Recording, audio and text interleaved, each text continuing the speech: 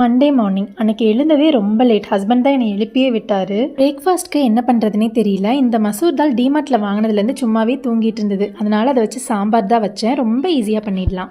இந்த மசூர் தால் சாப்பிடக்கூடாதுன்னு சொல்லுவாங்க. இது முன்னாடி ரேஷன்லாம் போட்டுட்டு இருந்தாங்க, பட் இப்போ இல்லைன்னு நினைக்கிறேன். இதில் ஒரு பிளாக் கலரில் ஒரு பருப்பு இருக்கும். அதை எடுத்துட்டோம்னா எந்த ஒரு டாக்ஸினும் இல்லை அப்படின்னு நான் எதுலேயோ படித்தேன். சரி, என்னைக்காவது ஒரு நாள் தானே அப்படின்னு சொல்லிட்டு சாம்பார் வச்சு தோசை தான் ஊற்றுனேன். பிரேக்ஃபாஸ்ட்லாம் முடிச்சுட்டு அகைன் ஈவினிங் தான் vlog எடுக்க ஸ்டார்ட் பண்ணேன். ஈவினிங் ஸ்நாக்காக பிரணவ் குட்டிக்கு கட்லெட் தான் செஞ்சு கொடுத்தேன். நான் வெறும் கேரட் அண்ட் உருளைக்கிழங்கு மட்டும்தான் எடுத்திருக்கேன். இதில் என்ன வெஜிடபிள்ஸ் வேணாலும் போட்டுக்கலாம். ஸ்வீட் கார்ன், அதுக்கப்புறம் பச்சை பட்டாணி, பீட்ரூட் எல்லாமே போட்டுக்கலாம். யூஸ்வலாக பைண்டிங் அண்ட் கோட்டிங்க்கு மைதா மாவு அண்ட் பிரெட் கிரம்ஸ் யூஸ் பண்ணுவாங்க. நான் இது ரெண்டுமே யூஸ் பண்ண மாட்டேன். கார்ன்ஃப்ளவரில் பைண்ட் பண்ணிவிட்டு வெள்ளை அவலை நல்லா பொடிச்சிட்டு அதில் கோட் பண்ணி ஃப்ரை பண்ணால் பயங்கர முறுமுறுன்னு இருக்கும். என்கிட்ட அன்னைக்கு வெள்ளை அவல் இல்லை அண்ட் ரவையுமே இல்லை. அதனால் அரிசி மாவில் தான் கோட் பண்ணி ஃப்ரை பண்ணேன். இது ரொம்ப கிறிஸ்பியாக இல்லைனாலும் ஓரளவுக்கு இருந்தது. அண்ட் ஈவினிங் ஸ்டேஜ் தான் பார்க்க போனோம்.